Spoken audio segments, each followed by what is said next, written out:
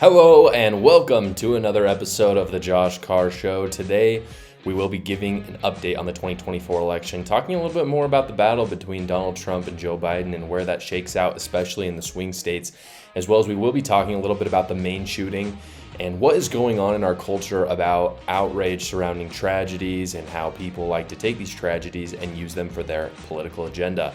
That's what's on the docket today. As always, I am sponsored by Gulag America.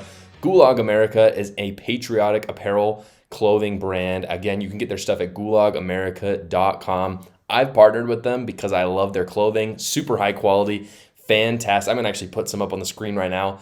Fantastic, just like slogans and designs on the shirts. They make as a fantastic Christmas present for your conservative family members, brothers, sisters, parents, uncles, aunts, nieces, nephews. Go check them out right now at gulagamerica.com. If you use my code JoshCarr10, you will get 10% off. Again, don't wait until it's the day before Christmas. They ship them out in like a week. It's really awesome. Shipping is really cheap. The clothing is really high quality. Again, go check them out at gulagamerica.com so that you're not scared last minute because you don't have that gift for your family. With that, guys, we're going to be talking about 2024. So as we come up on the next Republican debate, I'm going to still watch it because it's going to be dramatic and it's going to be kind of fun to watch. But looking at the numbers for the Republican primary, it is impossible to believe at this point that anyone can get any traction on Donald Trump. And let me just say, that makes me a little bit sad because I wish the Republican Party was a little bit more... I guess I like the turmoil a little bit in the Republican Party. I've talked about this before because when there's a little bit of turmoil and there's a little bit of disunity, you have to hash out those ideas and really find out what the Republican Party is made of. But at this point, things cannot get worse for everybody else, except Donald Trump, obviously. Mike Pence dropped out this last week. If you didn't see, pretty much Mike Pence dropping out was the most popular thing that he's done his whole campaign. And I'm not even being rude when I say that. Like, Mike Pence drops out, every single other candidate, except for maybe Donald Trump, but the other ones that are kind of active campaigning, they actually just had good things to say about Mike Pence. If you look at his approval rating numbers, they went up after he dropped out. So that's not a great sign for someone, when you drop out and people like you more. But it was obviously a good move from him. I'm sure he could see the writing on the wall that you just can't win when you have 5% and a year left. A year left until the actual general election, let alone the primary, which is much sooner. I don't know how other people haven't seen the writing on the wall yet. I assume that after this debate, if there are no shifting in the polls, you're going to see mass dropouts, probably from everyone except, I would imagine, maybe Nikki Haley and Ron DeSantis. I think you might even see Vivek Ramaswamy drop out, but maybe not. But from Asa Hutchinson, Doug Burgum, Tim Scott, you're going to see them all drop out. I just don't see any pathway for them to win at this point. And I understand that politicians have major pride. That's one thing that I know a lot of politicians. I've met a lot of politicians, and they all are kind of stuck in this world of thinking that they have better approval than they do. And despite that pride, I don't see how most of these politicians can look at their numbers and think that they have some sort of path forward, unless, of course, something drastic happens, which I don't see happening at this point because by historical standards, many people would say that drastic things have already happened in this election cycle from, Donald Trump's indictments, and they haven't changed the numbers at all, really. People talk about Donald Trump getting more popular. He's gotten slightly more popular because of the indictments, not by a lot. So nothing really has changed. Of course, I'm still going to watch the debate, though. The most important thing about the debate is honestly just to see who is running to be vice president. And I haven't seen anyone except maybe Nikki Haley, who I think is running solidly as a vice president at this point.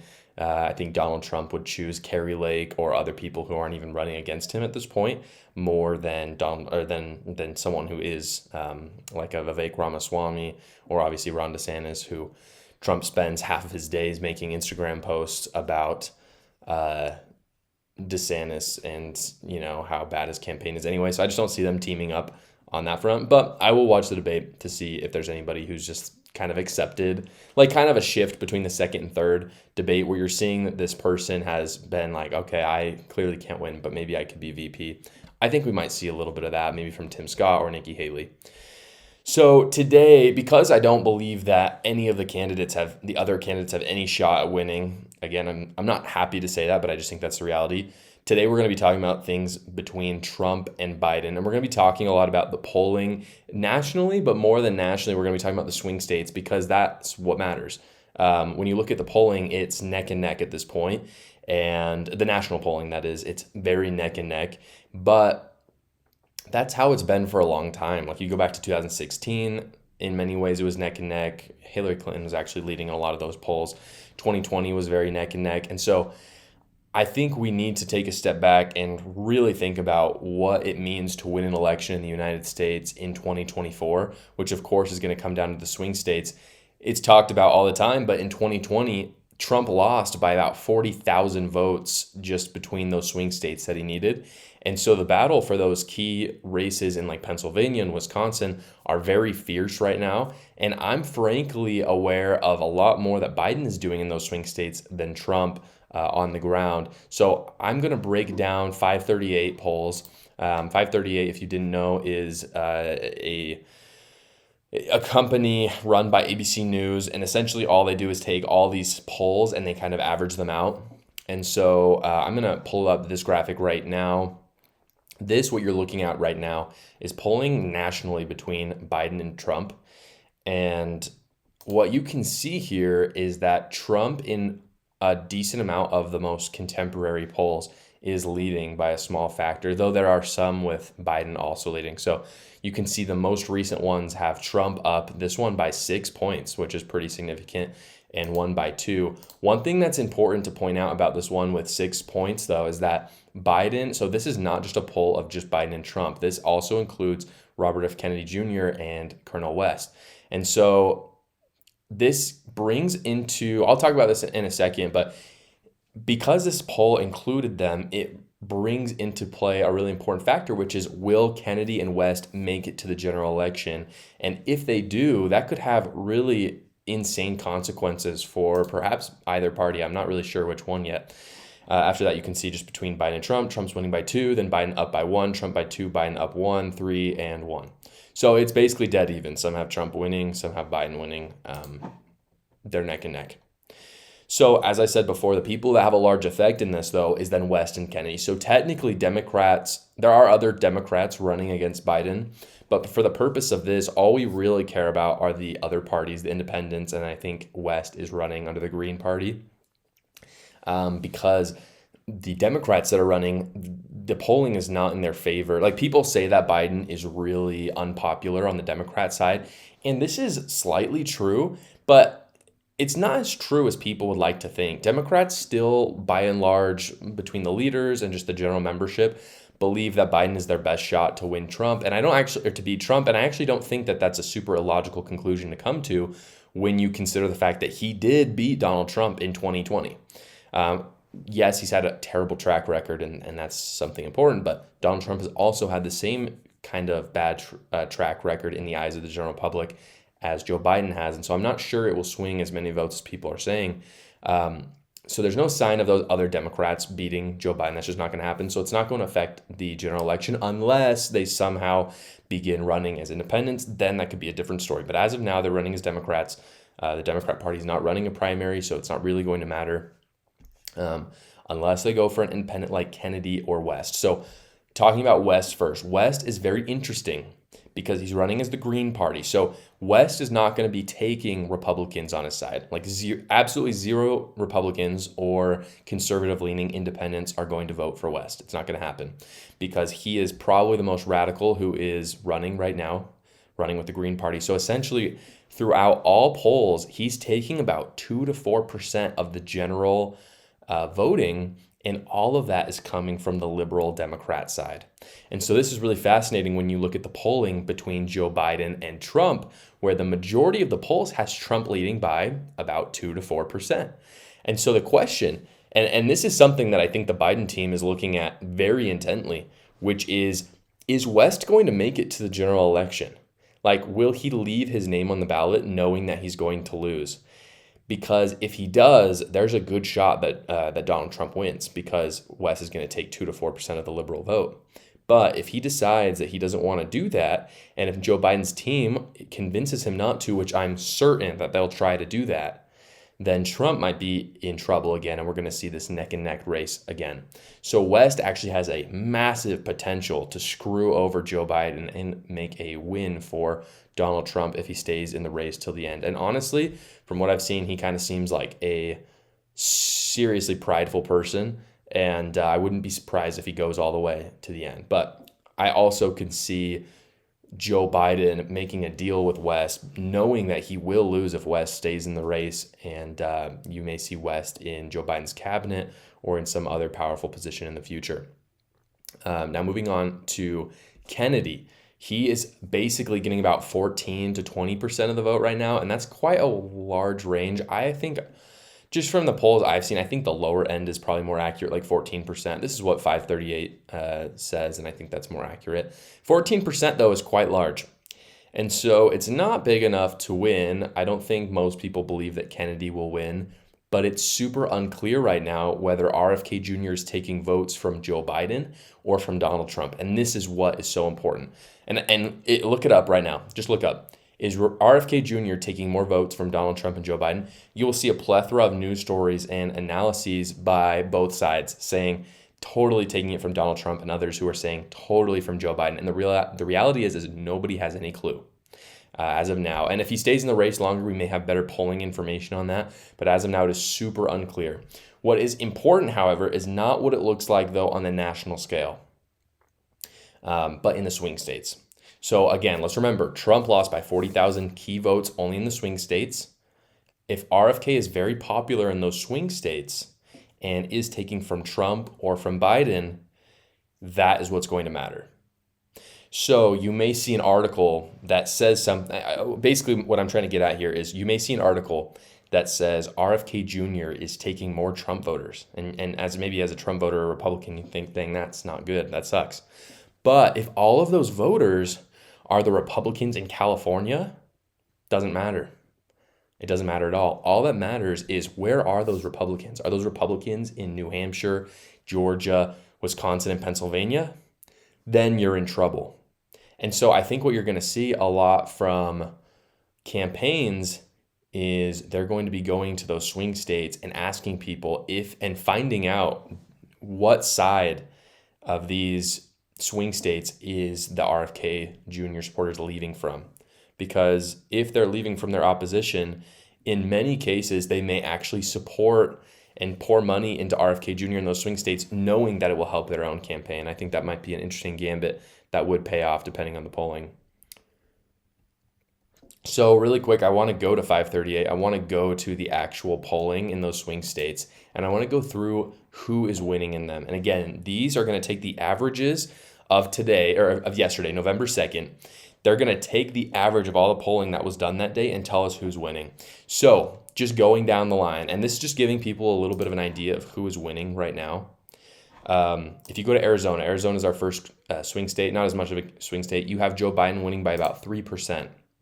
If we move down to Florida, believe it or not, we have Joe Biden winning at about 2.5%. That one I'm more skeptical of. Georgia, we have Joe Biden winning by about 1.5%. Moving down to New Hampshire, it's not even close. We have Joe Biden winning by about 10 points. Moving down to North Carolina, we have Joe Biden winning by about 1.5 points.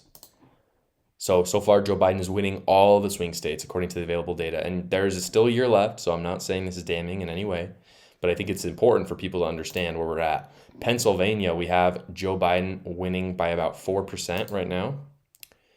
Going down to South Carolina, we have, this isn't really quite a swing state, but it has been a little bit of a battleground state. We have Donald Trump winning by about 7%. Going down to Virginia, it's not even close. Virginia also is kind of considered more of a battleground state. We have about 11-point lead for Joe Biden. And finally, going down to the big boy, Wisconsin, we have Joe Biden winning by about 8 points right now. So if you're Joe Biden right now, you're actually feeling pretty dang good.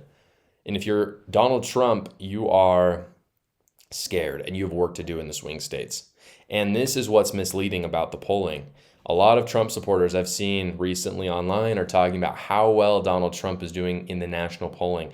And there's some real truth to that. If you look at the national polling, the numbers I just picked up, Donald Trump is probably winning 2/3 of the time.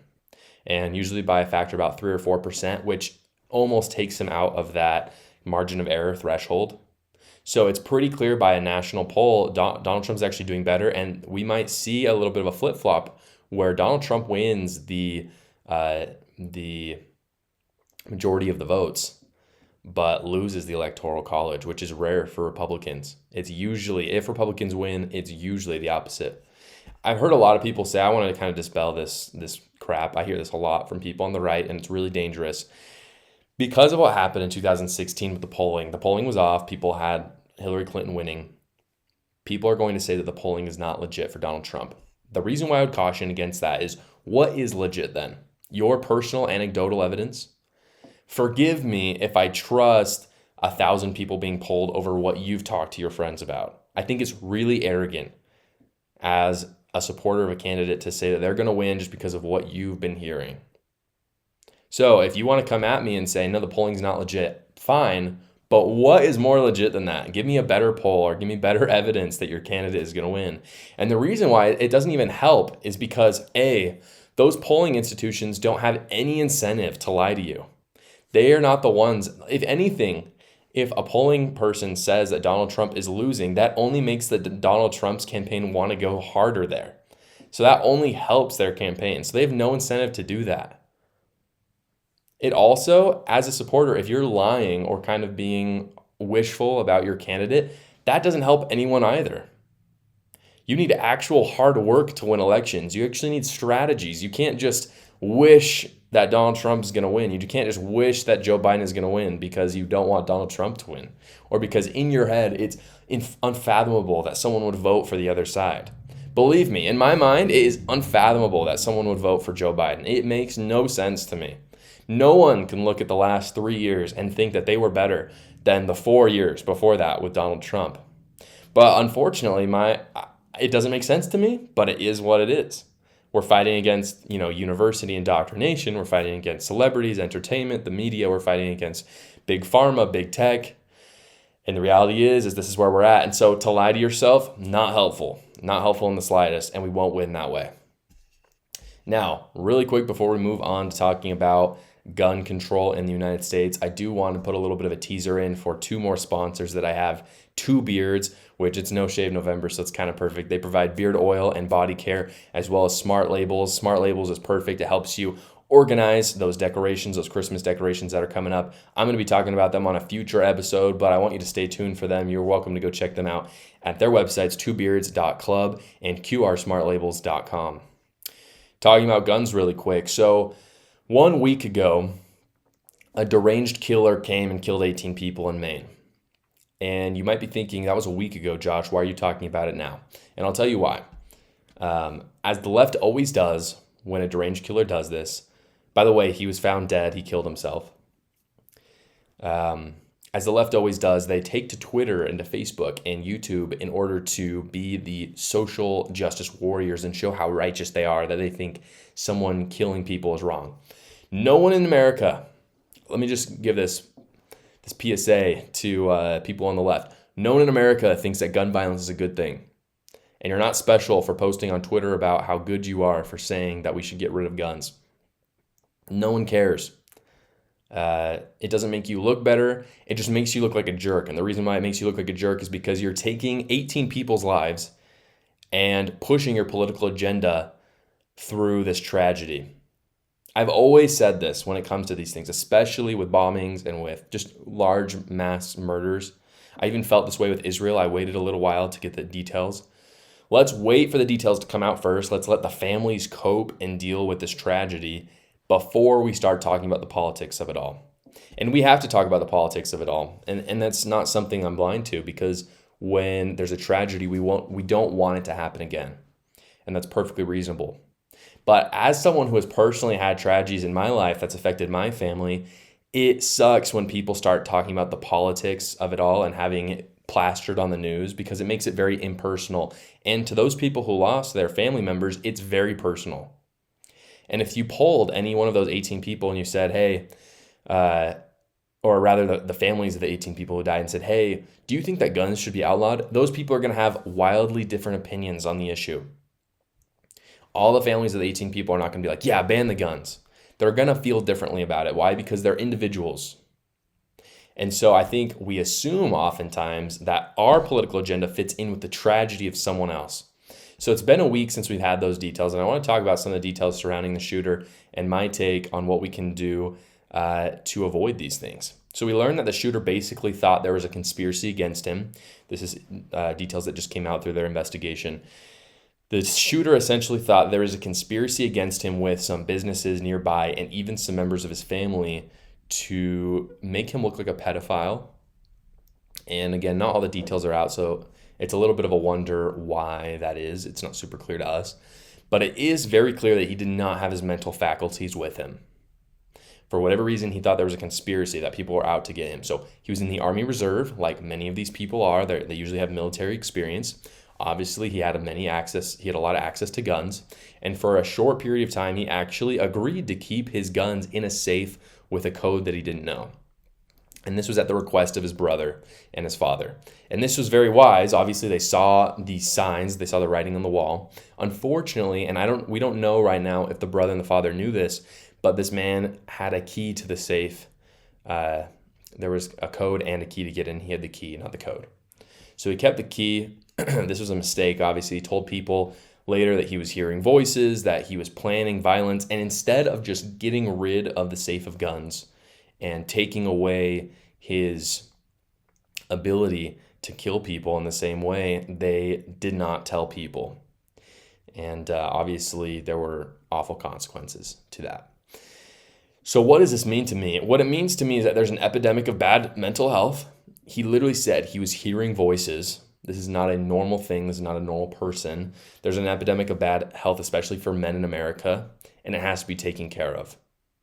Because one of the things that's really sad is, again, think about how sad, and this is no sympathy, by the way, for the shooter, but think about the family of the shooter and what they must be going through. I think about that often because loved ones have the responsibility to serve and minister to their family members first. And it's clear that in this instance, there has been an erosion of that culture in our community. And so essentially what I'm trying to say is that leftist policies have isolated people into doing much of this. And the attack on the family and on men as well are in many ways the catalyst to more tragedies like this happening. The more and more, when we see these warning signs, the more and more people can feel comfortable to come forward and tell authorities about this, the less and less these tragedies will happen. And that only happens when we have a strong community, when we have strong families, when we have better mental health. Then these things wouldn't happen in the first place. The answer, and this is where obviously conservatives and liberals just completely divide on the topic of guns, the answer to someone doing a heinous act is not to take away the God-given rights of others, the people who don't have mental health issues. However, the answer might just be a stronger knit community, a trust between law enforcement and your average day citizen where they can tell law enforcement about these high-risk individuals, a stronger family unit where this man doesn't feel like his family is conspiring against him. These things would have saved those 18 people. And so God bless their families, and God bless that town in Maine who is going through this tragedy at this time. Hopefully, through strong family and community-oriented principles, we can avoid these in the future while still maintaining the God-given rights of America's citizens. That's everything I have for you guys today. Again, thank you so much for watching this video. If you guys got a little bit of entertainment or value out of it, please subscribe down below. Comment what your thoughts are on the 2024 election and the shooting that happened in Maine. I would love to talk it out and see what you guys think. Thanks, guys.